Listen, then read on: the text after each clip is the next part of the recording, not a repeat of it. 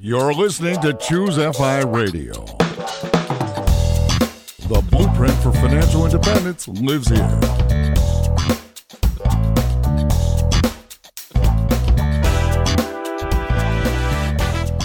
If you're looking to unlock the secrets to financial independence and early retirement, you're in the right place.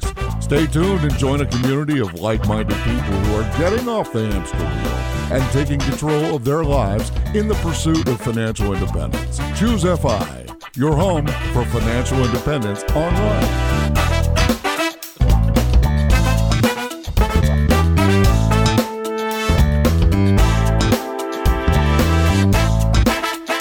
Welcome. On today's show, we are going to be talking about health optimization. And I should say that we are going to be speaking with a medical doctor, but please do not take what you hear on the show as medical advice. Do not make life-altering medical decisions based on this show alone, but please consult with your physician before making any major medical changes. Now, as you know, we consider financial independence a life optimization strategy. And once we have created even a small amount of space, one of the things you start looking at is obviously your finances, but right behind that, your personal health. Maybe for the first time in your life, you actually have the space to figure out what would it take to get myself to that next level, whatever that is. Well, we've talked about a lot of strategies in passing, but we wanted to come back and do a deep dive into the specific tactics, stuff that we're struggling with personally, but also the cutting edge of health optimization. And what's so fascinating about this is Brad, who listens to about 45 podcasts a day, aside from ours, was actually listening to a Tim Ferriss podcast with Dom D'Agostino. And in that podcast, Dom references Scott Scherr as a physician on the cutting edge of health optimization. Now, immediately, Brad took pause because he went to high school with a fellow by the same name. Upon a little research, finds out that it is the same Scott. So obviously he had to get in touch. He reached out to Scott and asked him if he'd come on the show, and Scott was all in. So to help me with this, I have my co-host Brad here with me today. How you doing, buddy? Hey, Jonathan, I'm doing quite well. Yeah, this is one I've been looking forward to for a while. And yeah, like you said, we have been kind of delving into these strategies just from the layman's perspective. But then the fact that we found a doctor who is at the cutting edge of this, and then not less that it's someone I went to high school with and played varsity soccer with way back in the day on Long Island, New York, is insane, right? So what's cool, I was listening to the Tim Ferriss podcast with Dom D'Agostino, who himself is an expert on many of these topics, and he mentioned Scott. And I'm like, wow, is it conceivable this is the same guy? I did some research. I'm like, yep, same guy. So got in touch and here he is. So Scott, with that, welcome to the podcast. Well, thank you guys for having me. And it's fantastic to be reconnected, Brad. And yeah, varsity soccer. Absolutely. It's been some years. And to get your message, the beginning of the year was just a fantastic resurgence of nostalgia in some ways, and to kind of bring things together from what you've been doing and what my life path has been is really a phenomenal confluence, I would say. It's just fantastic to be here. Thank you for having me. Well, I think the burning question in our audience mind, if you had one word to describe Brad as a soccer player, what would that be? One word. Man, it's been a while. I'll give you 5. I would 23 years ago, right? If not longer. Man, I would say the way I've always thought about Brad since I've known him was as thoughtful. He wasn't somebody who did things without putting planning into them first, and always seemed to have a good head on his shoulders. That was for sure. He was, I think maybe, I don't remember, are you a year or two older than me, Brad? I don't remember exactly. 1 year. So I always sort of remember sort of looking up to this guy who had his shit together when the rest of us were just trying to figure it out. Shocking. Super shocking. Well, let's talk. Were you already financially independent then? I don't know.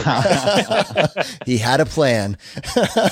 Well, wait. I want to say that you have figured it out as well. And just to drop just a few of your credentials for you, you're the director of integrative hyperbaric medicine and health optimization at Hyperbaric Medical Solutions. You're a board certified internal medicine physician specializing in health optimization medicine and hyperbaric oxygen therapy. Now, while health optimization obviously is something that just, as a buzzword, we get very excited about, hyperbaric oxygen therapy means nothing to me. Like, that's the first time I've heard it. Why are you so fascinated by that?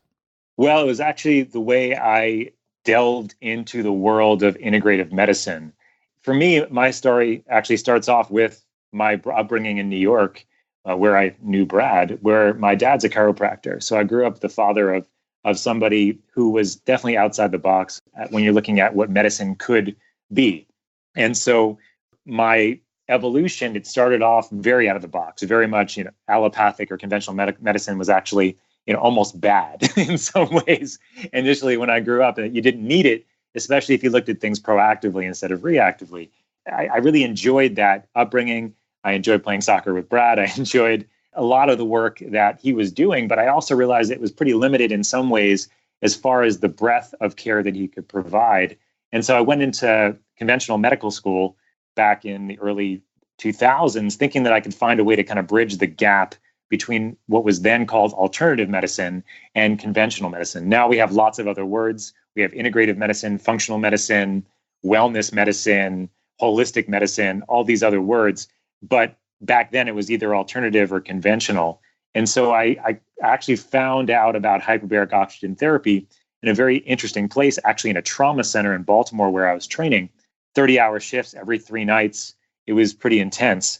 In the basement, there was this gigantic chamber that they were using for wounds, using for carbon monoxide poisoning, using for infections. And I saw some amazing things happen in this chamber, people that were on ventilators or respirators going in and like walking out of the chamber afterwards. And I was kind of floored by it, learning about the technology, learning more about it over the preceding years or over the years after. I just realized how fantastic this particular therapy was for healing. So that was my first initial foray into what I could do as an internal medicine physician that wasn't a standard doc, but more about integrating some work that was being done in this country and also other countries, and also just understanding the baseline physiology of what was happening in those chambers, which was simply just increasing the amount of oxygen in circulation to just catalyze wound healing from the inside out. So that's how I got involved. Scott, how common is hyperbaric oxygen therapy now? Like, is this something that people in any city in America can look into, or is this very specialized? There's different ways that somebody can engage in their discovery or search for hyperbaric therapy. There's 3 different types of chambers. There's chambers that you find in hospitals that are called multi-place chambers. These are chambers where you can have multiple people all in the same time in the chamber itself getting treated. And those are usually used in hospitals because they're more acute care kinds of things. You can have people inside of them that are tending to the people inside the chamber if they're very sick. Also found at diving locations, so places where you go scuba diving and you could have something called the bends or decompression illness. Have you guys heard of that before? Definitely. The decompression illness is something that was actually the reason for hyperbaric therapy being invented back in the early 1900s as to treat the bends or decompression illness. So you find these multi-place chambers at those facilities, at those locations, either at hospitals or at diving locations. The monoplace chambers are these hard chambers that go not as deep of a depth, but they're more versatile in the sense of not just being in hospitals, but also being in outpatient clinics. And those have a lot of different indications. And then you have the third type of chamber, which are called soft chambers or mild hyperbaric chambers. And those can be found in people's homes, basically. And there's different indications for all 3 of them. A lot of it depends on what is needed, what's required by the person going into the chamber. But to answer your question, Brad, in sort of a higher picture, would say that there's still a little bit of a niche therapy, right? Not everybody can afford these chambers if they don't have a medical indication that's covered by their insurance. And there's only 14 of those. And of those 14, only 4 of them can be treated outside of a hospital.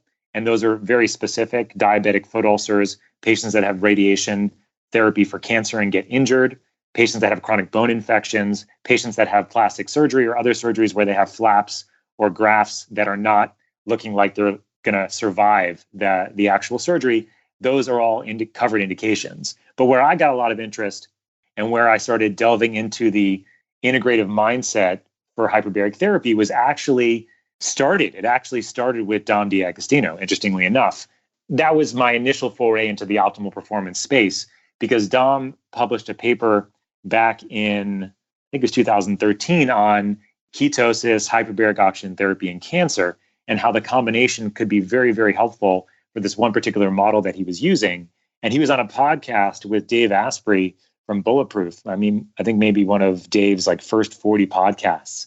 And when I learned about what Dave was doing and then what Dom obviously had been doing, and he was a friend by that point, I think at that point, I discovered sort of what my passion and purpose was it wasn't just about hyperbaric medicine. It was about an integrative approach to optimal wellness using hyperbaric therapy as one of my main tools in that toolbox. Yeah, and Scott, I certainly listened to a Tim Ferriss episode with Dom. I think it was episode 117. It's called On Fasting, Ketosis, and the End of Cancer. So that might be interesting for people to listen to. I guess I'm curious, you're in your 30s. You're describing at the beginning, it was just this binary alternative versus conventional medicine. That's all they use to term it. Whereas now you described integrative, functional, holistic, and this is becoming a lot more commonplace. I'd love for you to just quickly talk through that arc that you've seen from where this was either, essentially us versus them, right? Alternative versus conventional, to now board certified physicians like you are embracing this wholly. Yeah. So when I grew up, my dad was a chiropractor, but for all intensive purposes was a functional medicine integrative practitioner. The idea really with the terms is that they can be used by anybody for anything, right? So that's the challenge. But at the time, it was just alternative medicine in a one big box. Now that box has sort of been pieced out a little bit, where you have functional medicine providers that are very specifically trained by the Institute for Functional Medicine. You have integrative providers, which are doctors, practitioners that integrate typically something from the allopathic side or the conventional side and something from the alternative side together. And that could be anything. It doesn't have to be anything specific. It could be that you're using chemotherapy and you're also using ketogenic diets, for example, as an approach for cancer. And that would be an integrative oncologist.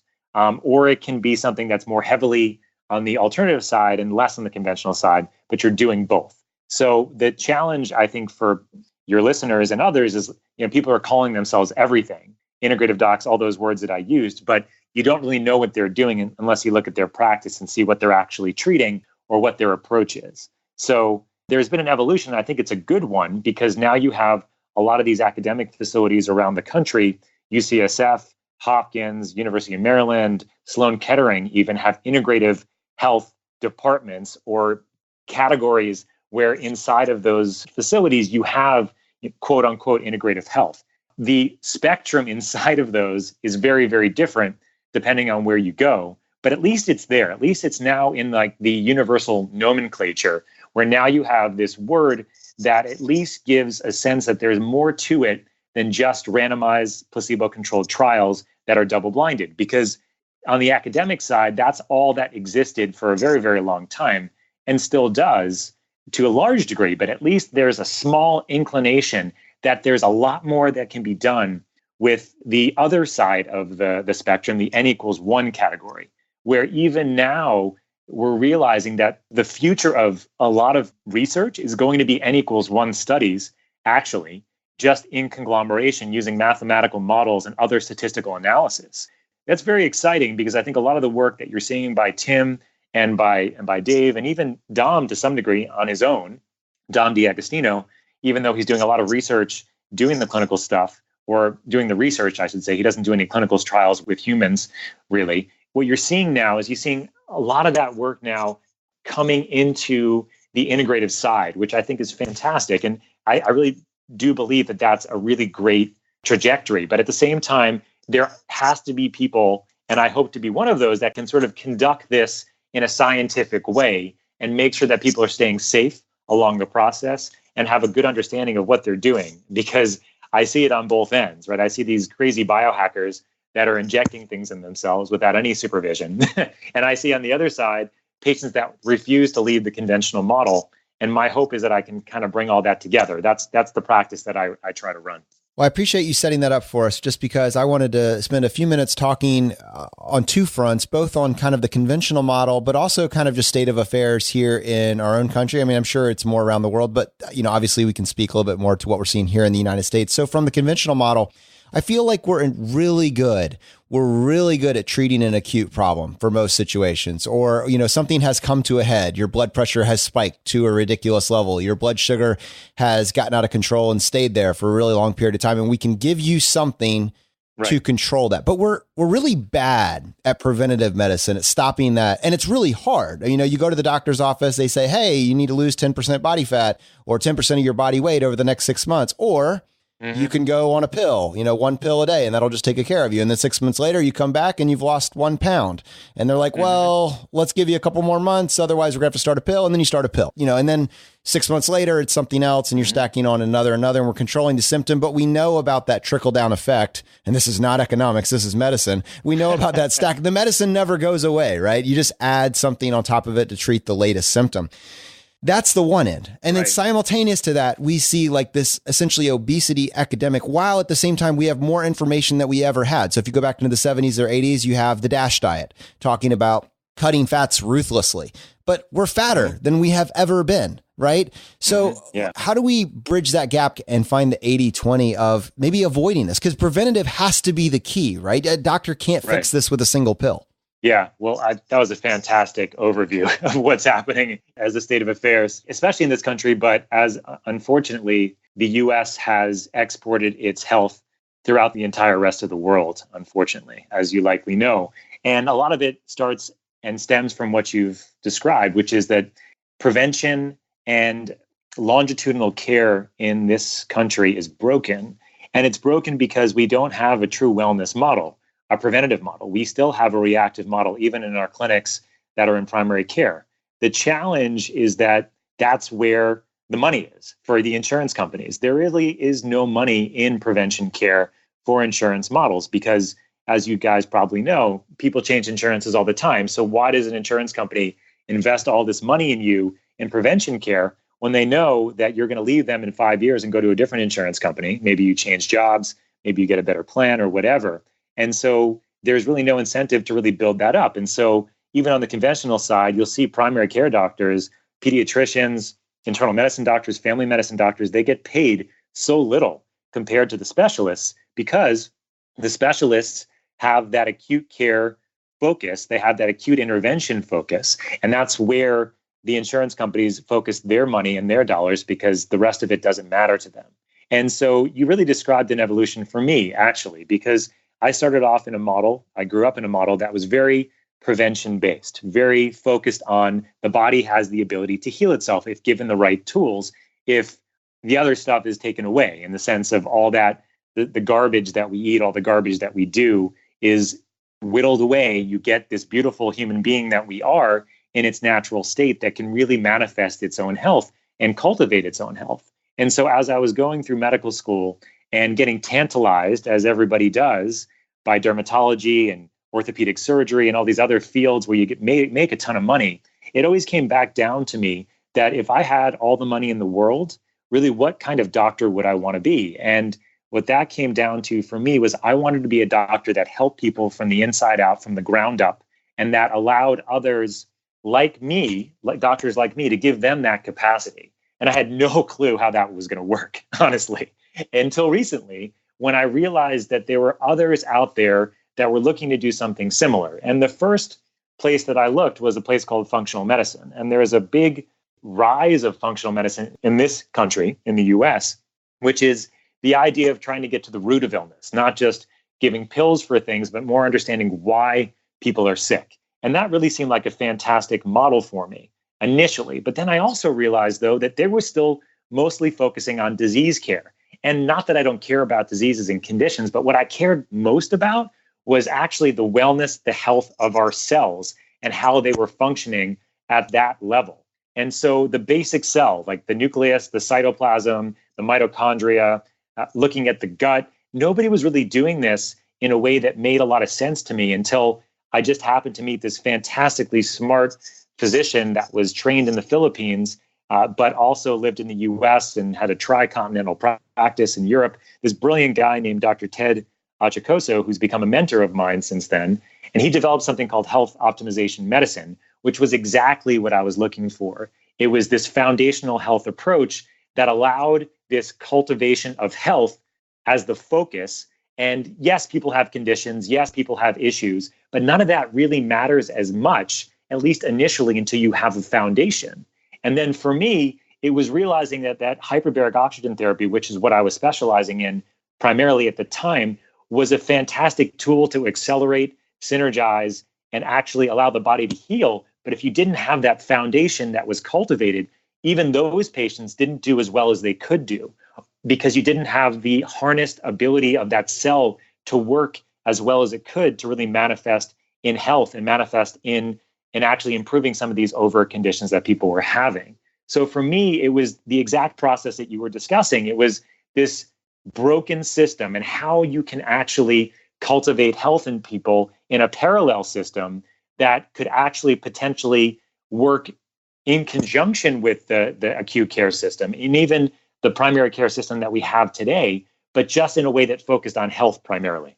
Yeah, Scott. So this is fascinating to me. And I'd love to really dive into specific topics, right? So you're talking about the health of the cell, cultivation of health as the focus. And before you said there's a lot more that can be done. And I assume it starts with nutrition. This is the fundamental backbone as far as I see it. But obviously I'm a layman here, right? I'd love for you to talk us through nutrition as you see it, right? Because there are lots of different fad diets. There's things that work for people and they may work for a short time. They may work for many, many years. But I'd love to hear your thoughts as an expert on this field of where you see nutrition and how you advise our audience to kind of sift through these different types of buzzwords that they hear.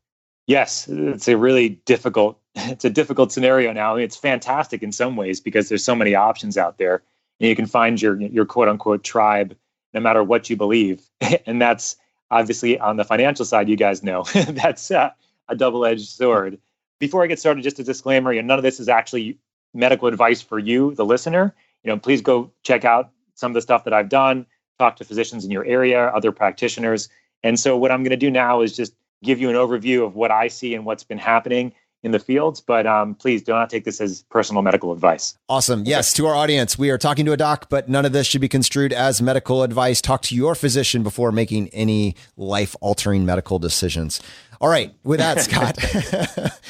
Thank you very much. I appreciate that. Absolutely. So Brad, to follow up on your question, there's a lot of diets out there. There's a lot of practices out there. There's people who don't eat for 30 days. There's people who eat McDonald's for 30 days. There are people that just eat fat. There are people that just eat protein. There's people that just eat carbs. There's people that just eat fish. I mean, I could go along. I mean, just fruit. We're running out of macros to count off. What else? Just minerals? I don't know. But alcohol diet? I haven't seen that one be pulled off successfully, but I'm sure it's out there. Yeah, there's the lamb diet. There's the carnivore diet, right? That's another one. Let's throw it out there as another one. But so what you often see is that anybody that changes their diet and takes out shit, and what I mean by that is not actual crap. I mean sugar, processed foods, just those two things will feel better.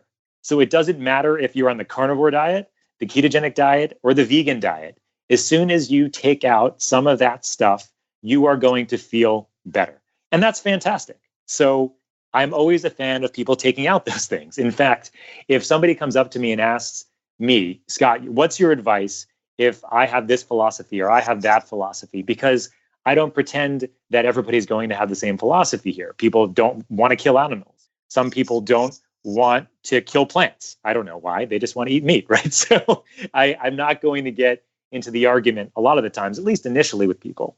So what I'll often say, very simply for people, is if you take out any added sugar, if you take out processed foods, and maybe slightly more controversially, but I don't think so really anymore, is taking out dairy. Those three things will make you so much healthier that the rest really, for majority of people to start off with, is details. Getting from there to the next steps, though, as to what you'd like to do really depend on your goals. And the last thing I'll say, because I'm sure you guys have questions, is that the food that we're eating now, the vitamin, mineral, and just pure health content of it is about 50% worse now than it was 50 years ago. So even if you're eating the most organic artisan artichoke or broccoli, that piece of vegetable, those vegetables have significantly less content of vitamins and minerals that we need than it did 50 years ago. So I always have to give my advice and say, I recommend organic, non-processed, low sugar, low carbohydrate, usually in my estimation for most people. But even doing that, it's also still important to make sure that you're getting tested for some of this stuff, to making sure that you still have enough or you're getting enough vitamins, minerals, and nutrients from the food that you eat. So Scott, testing. I'm actually curious about that.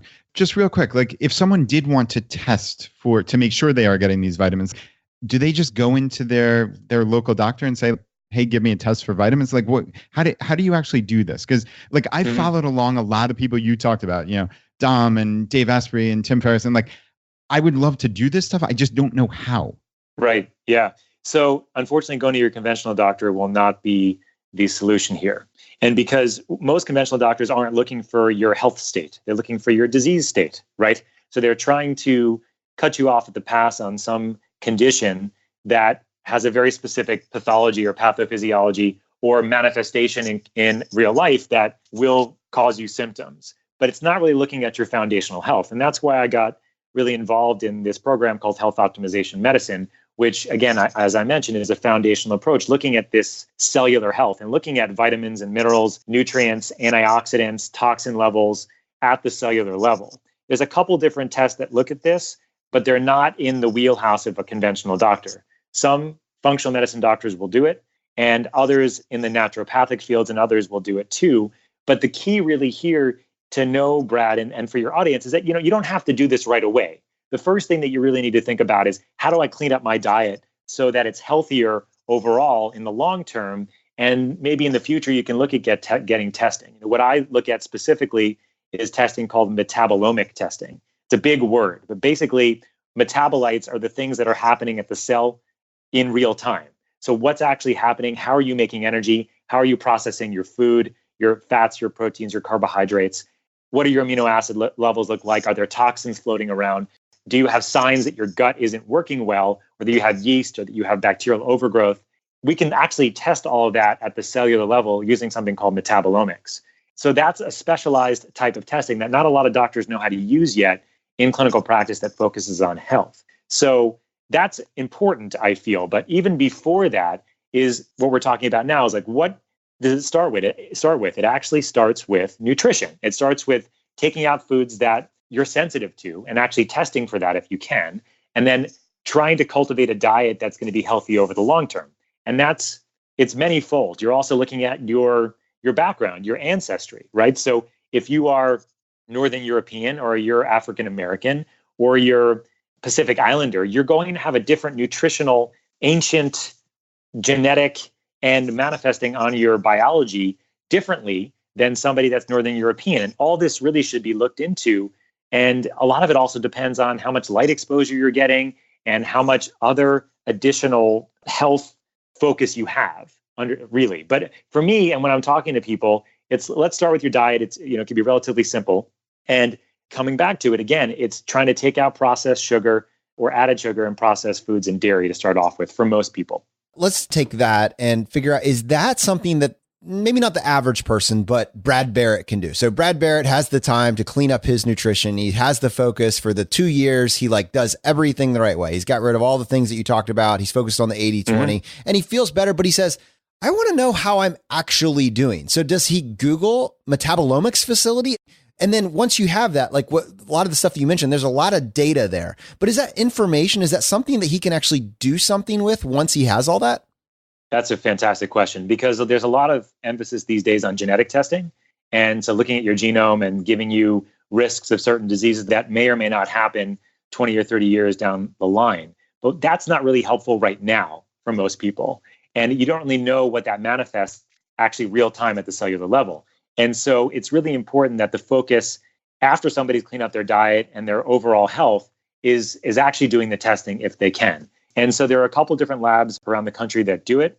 And the company that I am working with as the COO, it's called Health Optimization Medicine, I've mentioned, is actually a nonprofit in and of itself, looking to educate doctors and practitioners on how to practice health-focused care that I'm discussing. I have my own practice in the San Francisco Bay Area doing this, but there aren't that many doctors that are really looking at it this way. And one other piece I would mention is that we're looking at subtle changes in vitamin, minerals, cofactors, nutrients, toxins, et cetera, that are building up at the cellular level that may not manifest as an actual condition or a problem for 20 or 30 years later, but we can actually do something about it. So yes, this is clinically relevant what we're doing, because we can actually see what's happening at the cellular level and actually balance at that level the subtle stuff that may not actually show up for another 10, 20, 30 years. So my concern always is the clinical relevance of what we're doing, because I'm a clinician at heart. I want to see what I'm doing actually in practice in the clinics help people in real time. The challenge with some of the work that you're doing, though, in this capacity, and this is why I often marry the ideas of long-term sustainable health using health optimization medicine, or HOME for short, by the way, along with the cool biohacking things out there that help people feel better faster. So you have this combination of the two challenges that we have in our psyche, our evolutionary psyche, which is we want results now. We want to know what we are now and get better now and feel better now, versus the long-term sustainable stuff that really does give us the long-term health that we all need over our lives to have improved something called health span, the idea that we have as many healthy years on this planet as possible, and then we die, versus lifespan, which is just as many years on this planet, not really even taking into account how many years are healthy, because lifespan is going actually slightly down overall because of suicide and opioids, unfortunately, and narcotic overdose. But in general, health span is even taking a huger hit. Most people now into their 30s and 40s are on 3 or 4 medications already. And it's just crazy what we're seeing. So there really is a need here to look at a long-term sustainable health plan for patients, for clients, at the same time as giving them those initial impulses to make them feel better faster. And so I'm on both ends of the spectrum in my practice, and I care that people have that access on both ends too. Hey, Scott, we're always looking for these actionable tips for the audience. And I love where you said, if you did 3 things with nutrition, it would be take out processed foods, take out sugar, take out dairy. You also kind of slipped in there, maybe take out carbs would probably be your bias. So that's like an 80-20. Like, talk me through foods that you recommend. So obviously, of course, it's going to be specific based on the person, but are there general foods that you say like, okay, these should be the backbone of anybody's diets, or many people's diets? Someone that's not on an alcohol-only diet. Well, alcohol only will land you someplace. It won't be in the preventative care setting for the most part. So, yeah, Brad, that's a really good question. It's really difficult for me to actually answer that, because I find that everybody has their own philosophy, politically, socially, philosophically, religiously. So it's difficult for me to give very specific recommendations. I can say, with a little bit of a caveat, is that most people who eat meat, clean meat, are healthier than those who don't. In general, when I do their testing, I will say, when I look at their vitamin and mineral content and how they're doing on a cellular level, most vegans over the long term don't seem to be able to sustain themselves as robustly as those that have some meat in their diet. It doesn't have to be a huge amount of meat. It doesn't have to be the carnivore diet at all. But it seems that the bioavailability of these vitamins and minerals is much higher in meat products. And so when we're talking about meat as well, we're also looking for meat that's from good sources, pasture-raised, grass-fed, and not in concentrated animal feeding organization types of facilities. So in general, I find that people that eat some meat and mostly plants are better overall as far as long-term health, as far as optimal performance, than those that don't have any meat and those that just eat meat, for example. So, or eat a lot of it, like sort of the paleo community tends to gravitate towards, which is a high meat, high protein kind of thing. So I guess what Michael Pollan said, eat food, mostly plants, I think. I actually agree with that wholeheartedly, with the animal products being from good sources. So personally, I will say, my diet is that. It's mostly a low-carb, grain-free existence, although I have 4 kids, so there are some grains in my home. And so sometimes I will even... Not Cheerios. No Cheerios.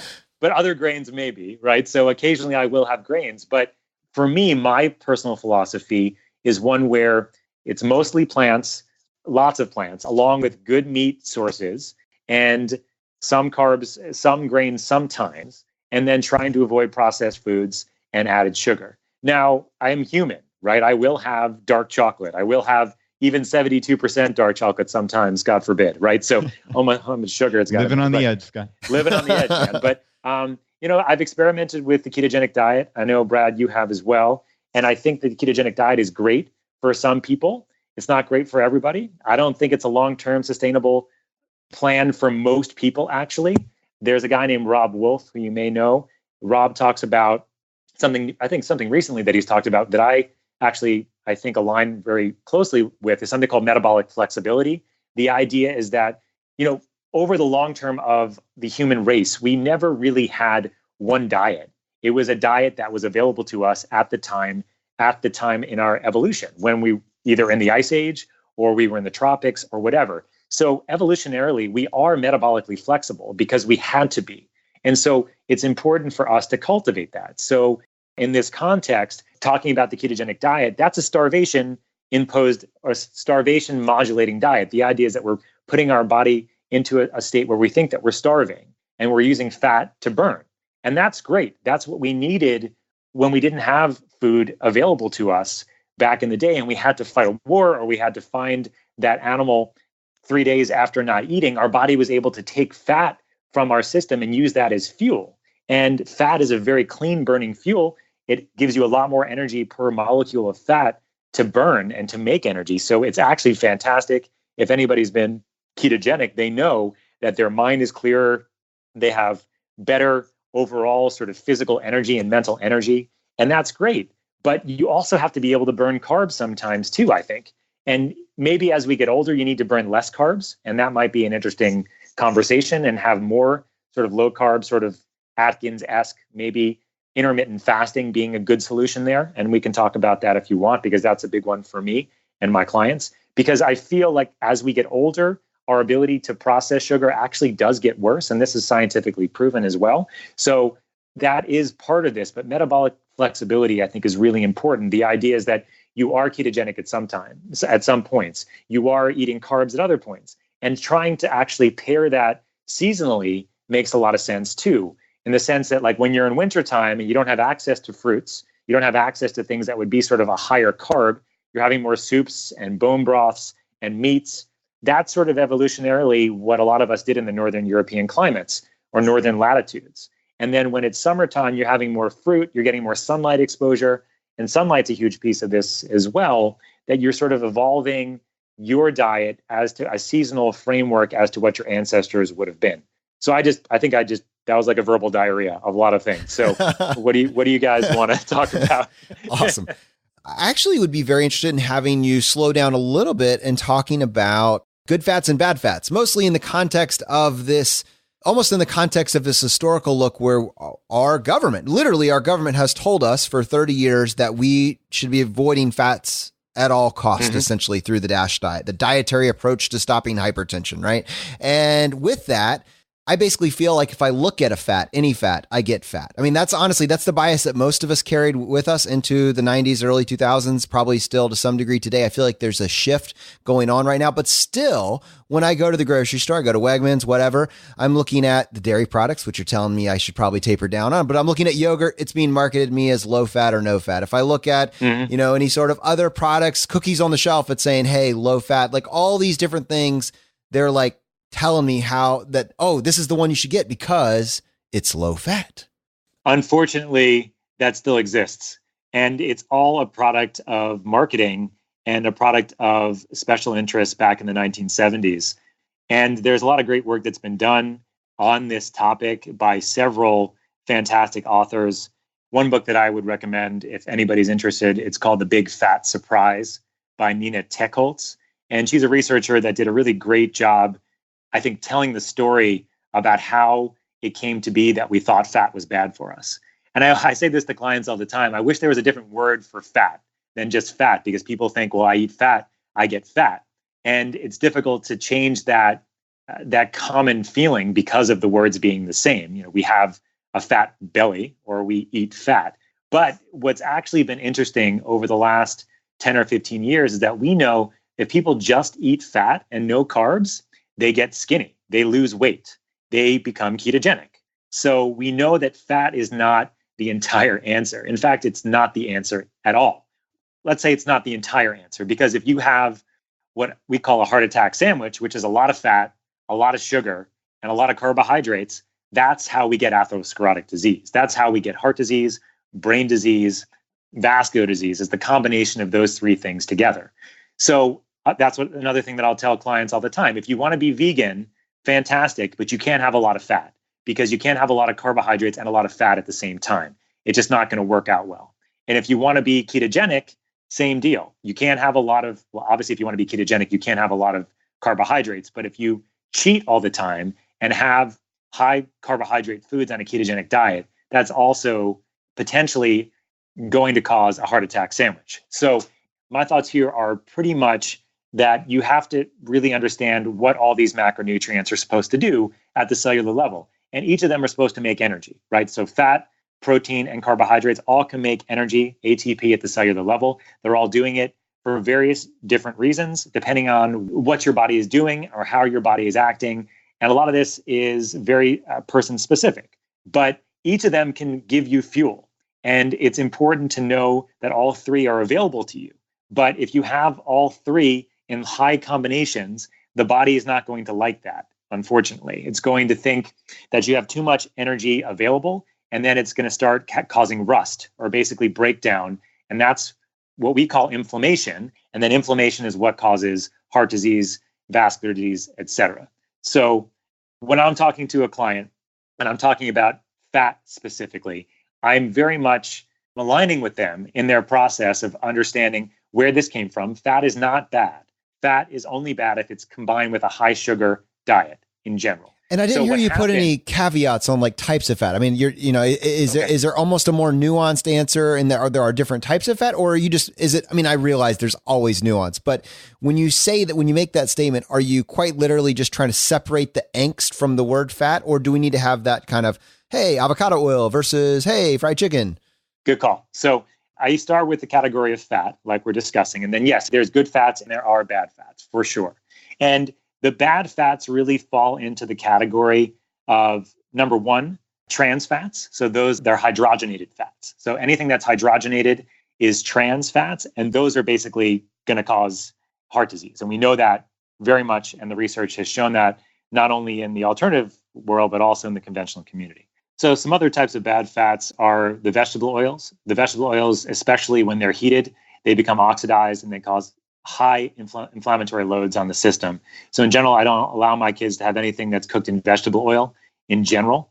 I'm a much bigger fan of some of the polyunsaturated fats. So those are like the avocado oils, some of the nut oils as well. The one specifically would be the macadamia nuts. Some of the other nuts, like peanut oil, is actually terrible for you. So, and again, peanut is actually not a nut. It's actually a legume, for those who don't know. That's a little bit of a fine detail, but it's important when you're talking about oil specifically. So in my house and for my clients, we recommend actually saturated fat is okay. And that's another big shift that we've seen over the last 15 or 20 years, is that saturated fats, coconut oil, butter, ghee, are not bad for you. Again, they're not bad for you. These do not cause heart disease in it of themselves. Now, if you have these with a lot of sugar, that could be an issue. But if you don't, these are good oils. They can be heated to high levels and they're stable. And that's really important. Anything that's fried, for example, like all the fried chickens and the French fries and the McDonald's and stuff like that, it's all fried in vegetable oil that's very, very unstable. And when it's unstable, that means it's very, very susceptible to what we call oxidative stress. The stress that our body gets from a lot of different factors, from the environment, from toxins that we breathe in, from the foods that we eat that aren't good for us, from other aspects of our biology that are just not optimized. So if we have lots of stress in our body and we have these oils that we're eating, it's going to cause inflammation. It can cause things like heart disease. It can cause things like cerebrovascular disease, brain disease, neurodegeneration, etc. So for me, if fat has been demonized, absolutely. There's some great books and some great research that's been done. And I would encourage your readers to take a look at it and see what's out there. So Dr. Scott, I have a 2-gallon jug of olive oil in my cabinets. You know how you're hoping for like justification for something that you've been using for years? Like I didn't hear you say that on the approved list. What's going on? It is. I forgot. I forgot olive oil. Okay. So, olive oil is great, but I wouldn't cook with it. Cooking with olive oil is not the best idea, especially at high heats. At low heat, it's good. but at high heat, it also oxidizes. Oh, I need to rethink my whole strategy here. Okay, this is really important. I need, this will be my big actionable takeaway because I cook with olive oil. What oils is it okay for me to use? So yeah, because I use oil for everything. Yeah, so for high heat cooking, the best things to use actually by smoke point. So what I mean by smoke point is that they don't oxidize until very, very high heats are avocado oil, macadamia nut oil, ghee, and coconut oil. But coconut, you have to be careful too. You don't want to go too high. So for coconut and olive, you're really at 250, maybe 300 degrees Fahrenheit at the highest you want to go. And then the other ones can be higher. But any of the other oils, especially the vegetable oils, you don't want to cook at any temperature because they oxidize very easily. And the challenge with a lot of these oils is people reuse them, especially at the fast food places and at restaurants. They'll reuse some of these oils, especially to fry food, and it gets more and more oxidized the more it's used. And I can't even look at it. I mean, my favorite food used to be French fries. So I can't even look at a French fry now because I'm like, oh my God, how many times was that oil used before I got it fried? That is poison in a delicious, crunchy wrapper. Yeah, I mean, you can go to the store now. I mean, the challenge with everything, and you'll go to the store now, the grocery store, and you'll see potato chips that were fried in avocado oil. You'll see things that are sort of paleo or given all these brand names. You have paleo cookies, right? You have gluten-free cookies. Like, it doesn't mean it's good for you because it's paleo or gluten-free or it's fried in avocado oil, right? It's still fried. It's still at high heat. So it's always important to take a step back and go, what is the cleanest diet that I can have? And that's looking, again, processed foods, low sugar, not added sugar. And in my mind, taking out dairy, if possible, like I said. And my other philosophy, if people can consider going low carb, I think that's better for most people. So with fat, it really just depends on the person. If they're going to be vegan, they have to go low fat because they're going to have too many carbs. But if they're going to go low carbs, then that is a much better strategy for my philosophy in general. But then they can have the fat, but they can't have as many of the carbs. It's a trade-off. And so that's how I roll with most clients. So Scott, what about organic and grass-fed? The premium section at the grocery store. So the organic grass-fed tends to be higher in nutrient density than conventionally grown pesticide-filled foods. There's, of course, also the pesticides, and those are probably not good for us as well, as you'd imagine. So there was an interesting study that was done. I can't remember where it was, but they looked at organic versus non-organic fruits and vegetables. And they said that there was no difference as far as the nutritional content of them, but the pesticide residue was much higher in the conventionally grown products. And they didn't know what to say about that. In my estimation, that's not a good thing because people don't tend to wash their vegetables and fruits very well anyway. I don't know about you two, but in general, people don't tend to go home and really wash their fruits and vegetables before they eat them. And so you're going to have a higher pesticide residue on things that are not organic. So in general, even if nutrient density is not terribly different between the two, although there's actually been other studies showing that there is a significant change in nutrient density for organic versus non-organic. Despite that, I still recommend organic produce as much as possible. That's not for all produce. There are some things that don't seem to be as necessary. So for example, avocados, which I'm a huge fan of, I bet you guys are too. Organic avocados are not that much different than regular avocados, for example, from the pesticide residue. Asparagus is another one. But berries, for example, have huge pesticide residues if you get them conventionally grown. So I don't recommend berries conventionally grown, but I do recommend organic berries if at all possible. What about carrots, like stuff that's buried in the ground? Well, it depends on the ground, right? It's very difficult to piece all this out, but even organic is not created equal, right? The types of organic soil that you have in one location are going to be different than others. But in general, organic soil is going to be better for vegetables, right? Because of the residues of other crops that may have been grown in that area that were non-conventional. And you can think about this in some of the rice crops that have been grown in a lot of fields that have arsenic-laden rice as a result, unfortunately. So this is a huge issue. So arsenic is in the ground supply of a lot of soil. And so arsenic's not all bad. There's different types of arsenic. There's organic and inorganic. Good and bad is not really the category there. But in any respect, in general, you want to have soil that's been organically grown for many years rather than just transitioned over a couple years. But even to get organic certification, you have to have that. So in general, the best way to get your food is locally, in season, and organically. And then when it comes to grass-fed versus conventionally raised meats, in general, what you're going to find is that the nutrient density is greater in the grass-fed. It's also much healthier as far as the fat ratios. And this comes into what's called the omega-3 ratios, the omega-3 and the omega-6, which are different types of fat that you get in meat products and fish products as well, which is a type of meat. But some people don't think of fish as meat. So just want to put that out there. But it's funny enough, Brad, actually my project, my fourth year medical school project, was on this very issue, is the nutrient density of grass-fed versus conventionally raised beef. And somehow actually looking at how the subsidies in our government for farming and farmers really reward a lot of the crops that they're the most chemically heavy and the most pesticide heavy, right? The corn, the wheat, the soybeans, right? That's where all the money goes from our government. It doesn't go to any of the organic stuff. It doesn't go to any of the pasture-raised beef and cattle and lamb and et cetera. So, unfortunately, the U.S. is very much focused on the commodity crops and not focused on our health. And that's across the board, even on the conventional side. We talked about insurance as well. So that's a long answer to my recommendation mostly is organic, pasture-raised, locally, and in season when at all possible. There are some exceptions. Like I mentioned, some vegetables don't need to be organic and still can be really great for you. Yeah, Scott, this is really, really helpful. And I definitely want to move on to other aspects of health. But just one last question, just around nutrition and such is, what are your thoughts on like vitamins and supplements? Are they giving you basically expensive pee, as a lot of people say, or is there actually value there? The most important piece to understand, I believe, is that vitamins, minerals, and nutrients are important. And the food that we're eating now is less nutritious than it was 50 years ago. So what do we do as a result of that? Do we try to eat more good food? Absolutely. Do we test and see what we're missing? I really, really think that we need to do that. Do we take supplements that can potentially help us replete things that we need that we are not getting? My opinion is yes, but only in the context of understanding what's happening at the cellular level and what you need. The challenge I find is that people are taking supplements because they heard it on a podcast or they heard it at a conference that I should take a multivitamin or I should take a B vitamin or I should take antioxidants.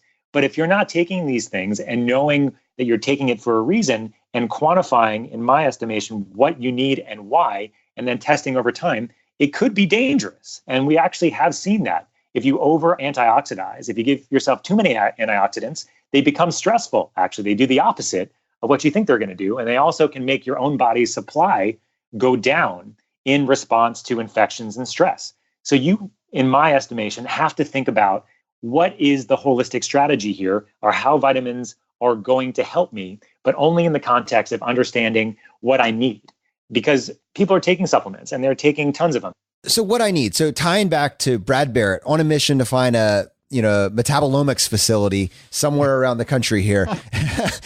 Well, no, but even more than that, like if someone right now wanted to go find out their supplement levels, I'm pretty confident they can find out their iron level. They can find out their vitamin D level. I mean, are there other levels that can be tested for in your standard facility? Because if not, like, what does that mean? Because nobody, I bet you there's maybe one person, just a few handful of individuals that have been to one of the labs that we talked about earlier in this. So like if things were perfect and you were on this plan, you were on this more optimized plan, what would the path actually look like in an idealized society? So in an ideal situation, you've already done all the real hard work on the ground. You've already changed your diet, your lifestyle, you're getting more sunlight, your relationships are better, you're working on all sides to really cultivate your own health.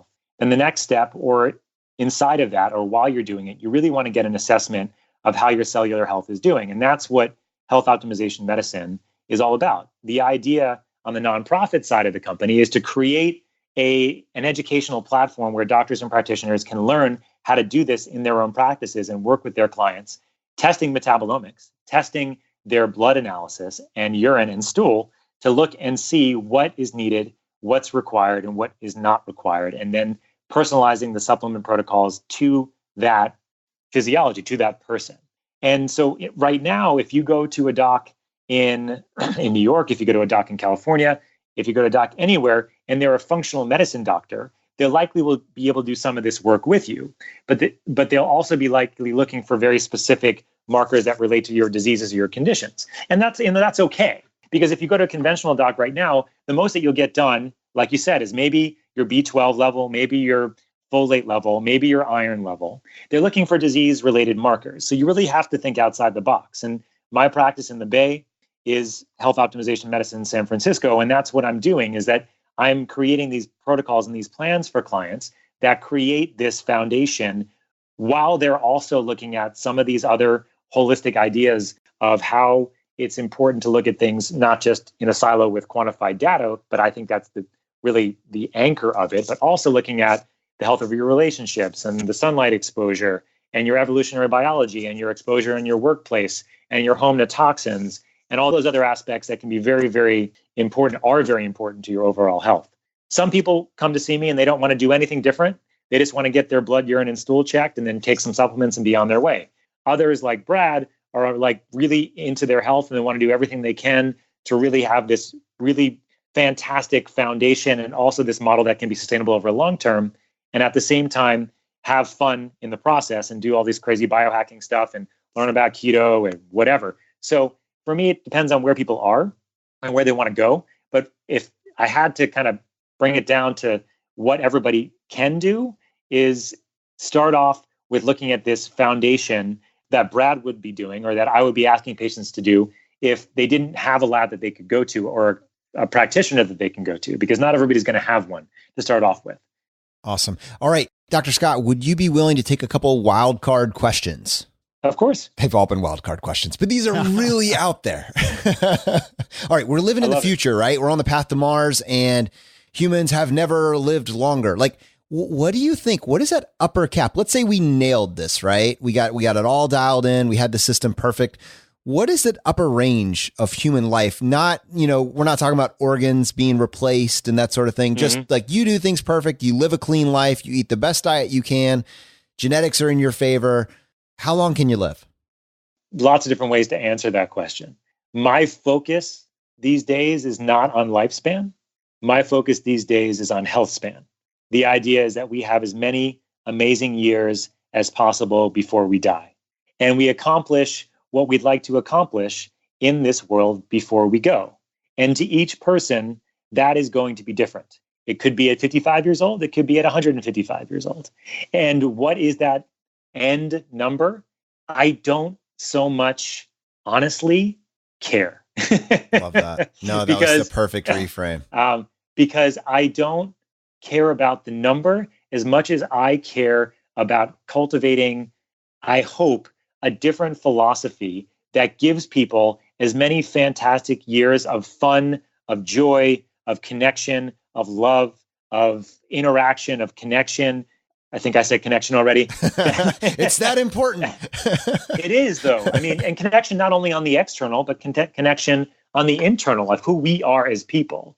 And so my whole philosophy over the last several years has changed. I mean, like most of us growing up in New York, Brad knows this well, it's about this sort of external environment and how it's sort of bludgeoning you all the time, either in good ways or bad ways, depending on what it decides to be. But what you learn as you get older, I think, is that it's a reframe in that everything starts with you.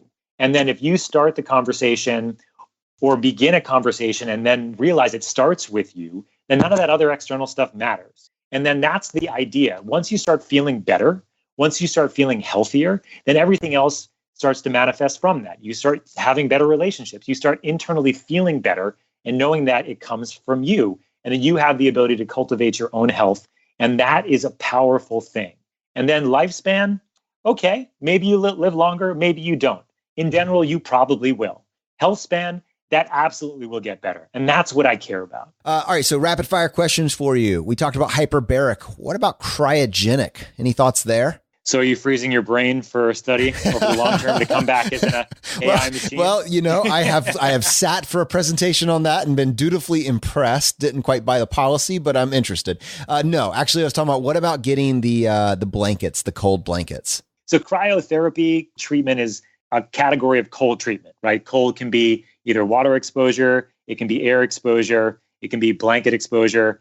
It could be a lot of different types of cold, but in general, we know that cold is good for us. And the reason why cold is really good for us is many. We think that cold is really good for actually coupling together our ability to make energy more efficiently at the cellular level. So that's really important. It also decreases inflammation. It also gives us a sense of well-being, which is obviously important. Coupling cold with very hot as well is the Finnish idea. The idea of sauna and then running out and going to roll in the cold is also, there's a lot of significant health benefits, we think, to that from a longevity, from a quality of life perspective. And so I often use cryotherapy and cryogenic types of therapy in the setting of the hyperbaric work I do as well, because when you actually use a cryotherapy machine, you're actually constricting all your blood vessels. And doing that is important because you're sort of maintaining your blood flow to your heart and to your brain, which is important when you're in cold, of course. Then after you get out of the cold, you get this massive dilation of blood vessels that you can actually now harness by actually increasing the amount of oxygen in circulation and helping the body heal, detoxify. It's a pretty fantastic combination. So cold is something that everybody should have in their life. The easiest thing is a cold shower. And so you don't have to start off with a cold shower, but if you end with a cold exposure in your shower for 5 seconds but even you get the benefits seconds, after 5 seconds? Even 5 seconds will help you. But if you can get to like a 30-second mark, I don't know how much cold you guys have done, but once you get to about a certain point, it's actually after that you don't feel it's cold anymore. And it's more of a psychological thing.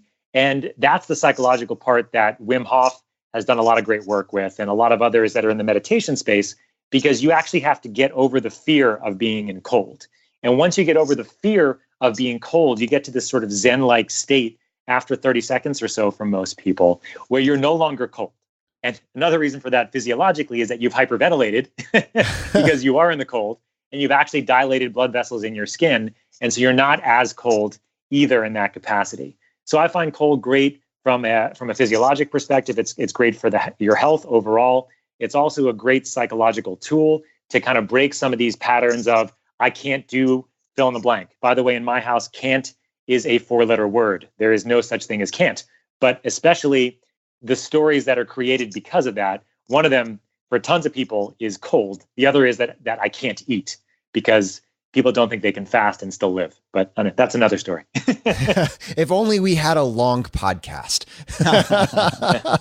Yeah, Scott, we're definitely going to have to get you back on. But okay, my rapid fire is your type of exercise or mobility routine. Like what do you do personally?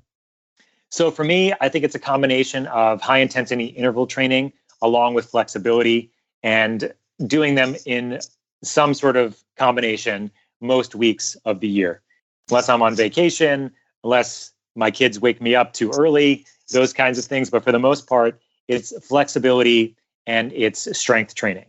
I don't think cardiac endurance training, as far as sitting on a treadmill for an hour, is really all that worth it for most people.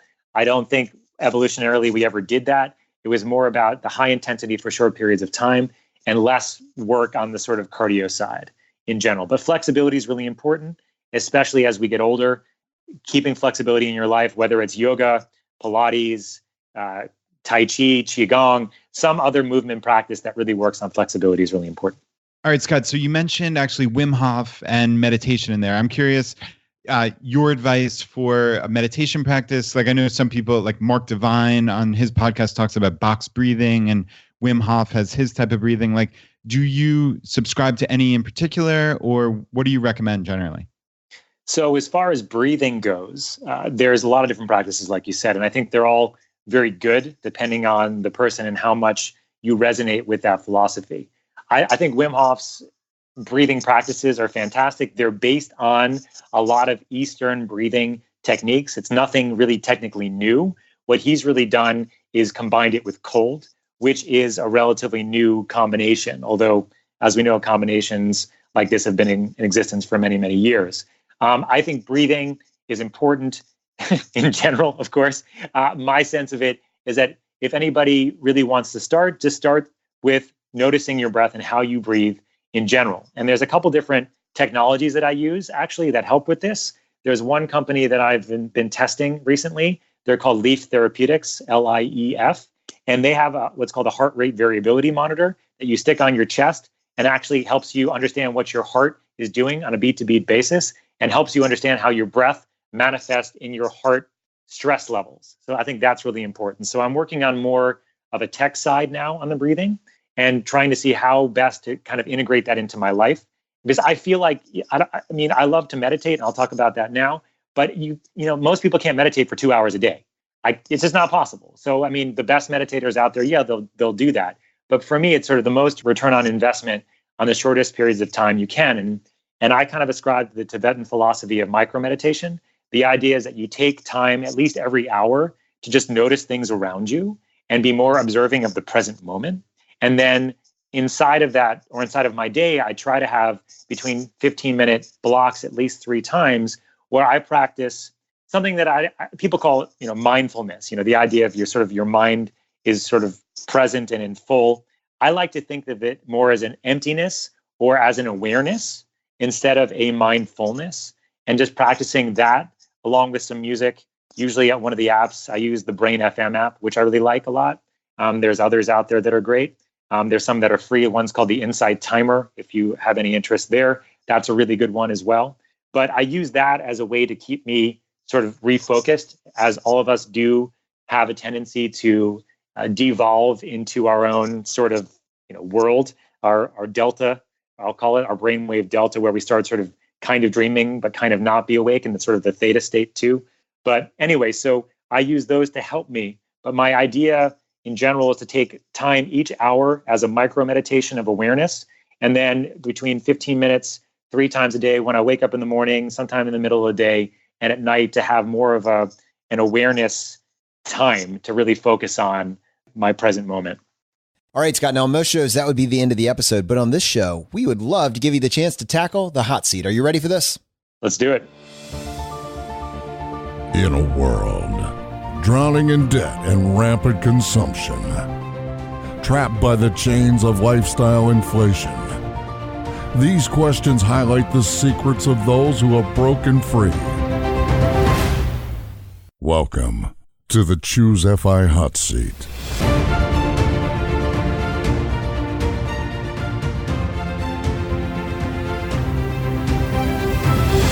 All right, Scott, question number 1, your favorite blog that's not your own. Favorite blog that's not my own. Well, I think Tim Ferriss's blog has been great over the years. He's a really great researcher, and he has a really great way of actually delving into the details. He's done some great work on cancer, hyperbaric oxygen therapy. That's one I come back to over and over. So I'll give that as the answer. All right. Question number 2, your favorite article of all time. Now, this can be one that you wrote or someone else's. Favorite article of all time. Oh my God. That's a really tough question. Let me come back to that one. I don't know if we've ever done these out of order. Okay, we'll come back to it. Question number 3, your biggest life hack. My biggest life hack was having children. Okay, I think that deserves, I think it deserves a 10-word explanation. The 10 words would be that you learn so much more about yourself when you don't have yourself to worry about only anymore. When you're responsible for other beings in the world and understand that they have this beautiful capacity for love and that everything else is just details, that you realize that's your capacity too. And you come back to that. That was my change. That was my transition point, was when I was broken from my first daughter who wouldn't stop crying. And I couldn't figure out why she was doing this to me. and I realized it had nothing to do with her. It had everything to do with me. So my biggest life hack was having children. Wow. That's an incredible answer. All right, Scott, question number 4. So this is ostensibly a personal finance show, right? So your biggest financial mistake. My biggest financial mistake was not having a financial plan when I first finished medical school and got into residency.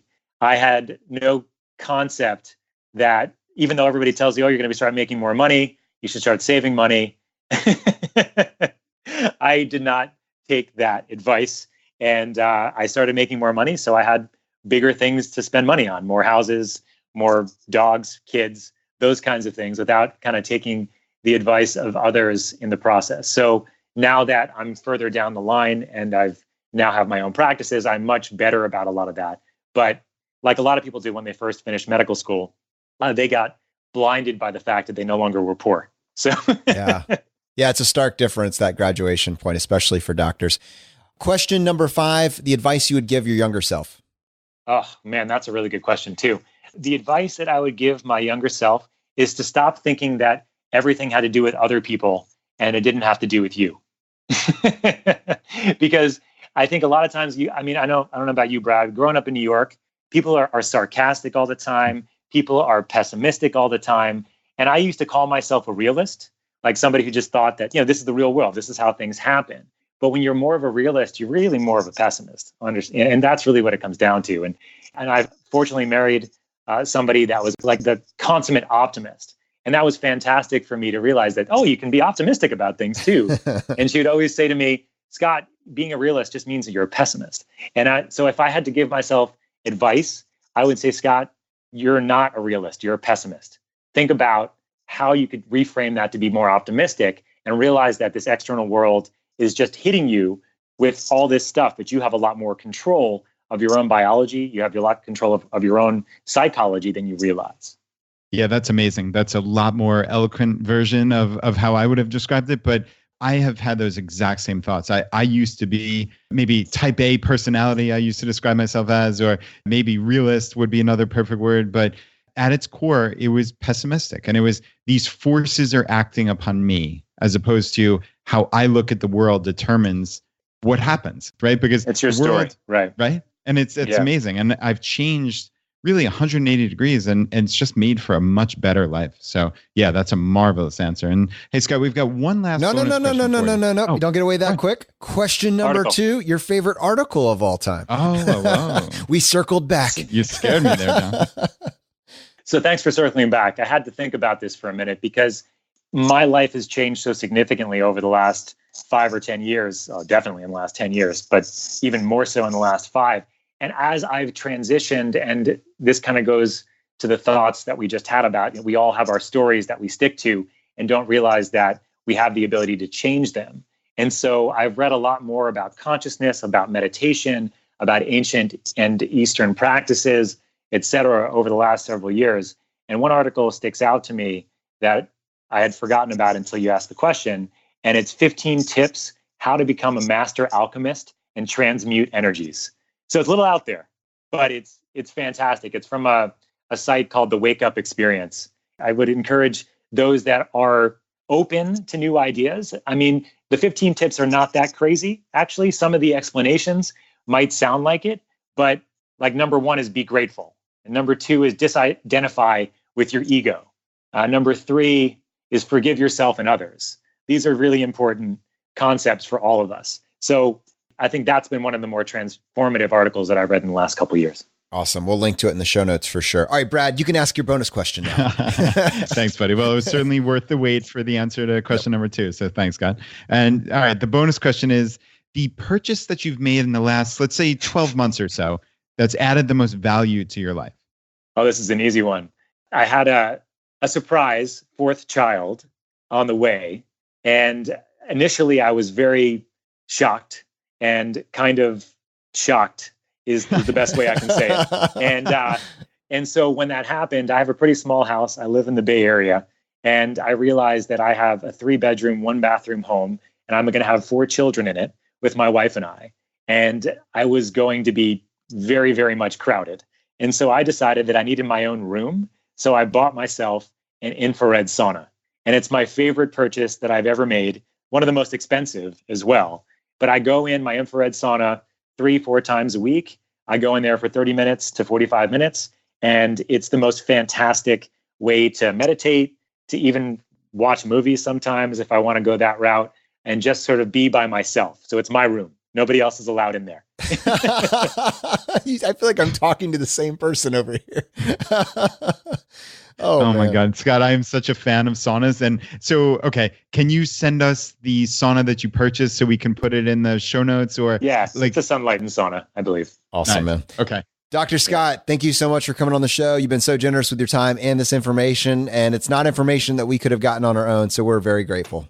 It's my pleasure, guys. Someone's listening to this and they want to find out more about, the work that you've been doing. What is the best way for someone to contact you? So best ways, I have a website that's focused on my hyperbaric career, my hyperbaric care. It's integrativehbot.com. You can go check that out. I also have a Facebook business site with the same name.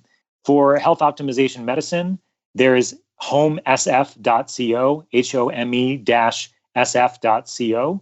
And there's also healthoptimizationmedicine.org. That's the nonprofit educational site where we have our educational material, educational coursework for clients, as well as practitioners and doctors that want to get certified in health optimization medicine. I think those are the best places. I do have a Twitter account, but I'm just not that great at it. At Dr. Scherr, and I'm on Instagram, Dr. Scott Scherr.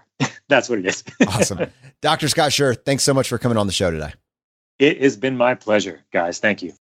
Brad, I was actually, even as we were recording, was shocked by the scope of what we were able to cover with this particular episode. It was ambitious at the beginning, but Scott delivered. Yeah, he was incredible. And yeah, hopefully this is the first of many episodes of Scott, because this is just scratching the surface of what's really a fascinating topic. And obviously, I mean, right up there with personal finance as really the most important thing that's going on in your life, right? I mean, health and personal finance for us, I mean, that's about it. So to have an expert on this level is really phenomenal. And I know personally, I have some actionable takeaways just myself. What should you cook your food in? I have a 2-gallon jug of olive oil in my cabinet right now for the sole purpose of cooking my foods in a healthy way. That's what it's there for. And it's a 2-gallon mistake. I will fix this $17 problem right now. Yeah, it was awesome, man. All right. If you got value from today's episode, if you've been getting value from the episodes up to this point, just take 1 second and press the subscribe button on the platform you're listening to this on. Just lets the providers know you're getting value from the show and you want to be here when we produce additional content. If you want to support us in what we're doing here at Choose FI, here are 4 easy ways. 1, leave us an iTunes review. To do that, just go to choosefi.com/iTunes. 2, use our page to sign up for travel credit cards. If you want to travel the world with miles and points instead of your hard-earned dollars, then just go to choosefi.com/cards and get started today. 3, if you're working on the milestones of FI, set up a personal capital account to track your progress and use our affiliate link. It's completely free, and just go to choosefi.com/PC. P as in Paul, C as in cat. And 4, and most importantly, find your friends, coworkers, and family members who might be open to this message and tell them about the podcast. Have them start with episode 100. It is a fantastic starting place. All right, my friends, the fire is spreading. We'll see you next time as we continue to go down the road less traveled. You've been listening to Choose FI Radio Podcast, where we help middle-class America build wealth, one life hack at a time.